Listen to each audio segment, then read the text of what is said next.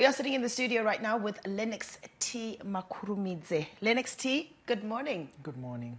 You doing all right today? I'm okay. I can see you're geared up for the weather. I like your jersey. I was prepared. I was definitely prepared. Yes, my kind of person, because I'm always talking about being prepared all the time.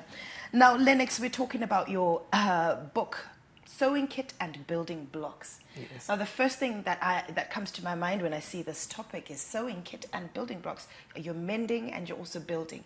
What is the theme? What was your idea behind this book? The idea was to create something that's relatable, something that feels like it's helping you understand yourself and the world around you. And I think at the end of the day, what books are just trying to do is give us a reflection of ourselves. So if a person is able to find pieces of themselves, build them up and sew them together in those bits and pieces of poems inside there, then I've done my job as an author. What is poetry? The best way to put it for me is just expression. Expression. If I were to get into the technicalities, I think it breaks apart how versatile the world of poetry is and how it has given rise to so many other things besides itself. So it's broken into so many pieces, but I think at the core of it, it's just expression. Expression. Yeah. And I understand your journey started in high school. Yes. And one of the things that I was reading on your bio is, because, I don't know, we talk about peer pressure at school or peers or trying to impress or be impressed. What was your journey centered on mainly when you started this journey? I think when high school is very interesting, especially You had to take a deep breath there. High school is very interesting, especially in Harare. There are so many cultures that are slowly starting to break down, but classism, what kind of blazer you wear, etc. And I think from all of that, I came from Mazoe to Prince Edward, which was a culture shift altogether. And you get to learn about how classism is not only just a part of the world of high school, but Harare itself is a city. Okay. And I think these are some of the things that we should be talking about and how to make sure we live as one people and try to understand each other with the different worlds that we come from. I was fortunate enough to live in a world where I could see the north and the south of Samora and how these two worlds pretend as if they don't even exist.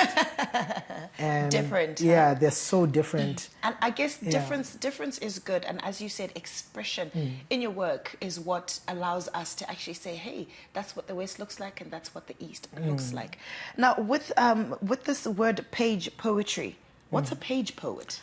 Okay, so a page poet focuses on, instead of performing, they read out, giving the reader an opportunity to create their own world. Spoken word poetry focuses on performance. It's almost like you're creating a scene, a placement. Right. With page poetry, it's just reading. Okay, that's good. So you've performed at a number of platforms. Can you tell us about these and which one stood out to you or you've learned the most from? I think my performance in South Africa, that was very interesting. Those people have a very rooted culture in how they express themselves. Right. And I think what I learned best is that if you have a passion and you have something that you truly believe in, follow it, but then understand that following any passion comes at a price. And you should be willing to pay. To pay that price, hey? Exactly. That's very true. I like what you said about how South Africa, they embrace that culture. Now you're here in Zimbabwe and you have this gift. How have you been, or how have you seen the acceptance of your work here in Zimbabwe? I like to always tell people that we are currently living in what I would like to call, I'll look for a better word for it, but for now, let's call it the Zimbabwean Renaissance. We're living in a world where art is starting to influence the way we we do things, the way we build, the way we speak. And art is starting to play a really major role in everything that we do as Zimbabweans. And I think there's a cultural shift and a change in how we perceive art that's happening that is very beautiful. And so we're getting the hang of it as we go. Exactly. Huh? Getting more involved in Exactly. That's good. And you're also a photographer. Yes. Yes. So how do the two worlds marry, or is it something what came first for you, photography or poetry?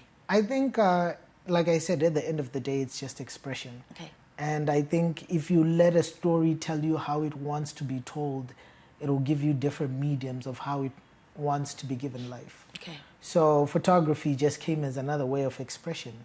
And I'm trying to work towards a world where I bring those together, which leads to festivals like the Harvest Festival that I...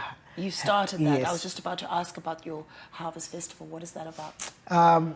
It came as an idea to marry poetry and photography, sort of to evolve poetry and to engage people, especially in a world now that's become so visual.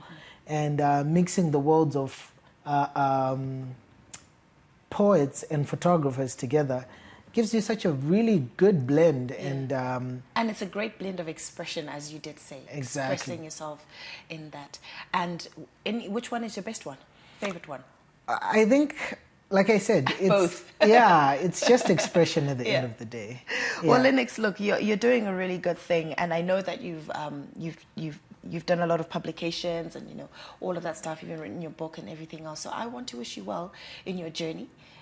There's a lot of stuff that we need to learn in the world of poetry. I always thought that cat had to rhyme and say the cat had a black hat in terms of poetry, but it's nice to see that so many diverse ways of really expressing how a person feels, it being called poetry. And this is how we clap, right? Yeah, exactly. You snap. You snap. You snap. So right now we're going to snap our way out of this morning's entertainment. Thank you so much, Lennox, for joining us. All the best with your photography and with the Harvest Festival coming up. Where do people find you?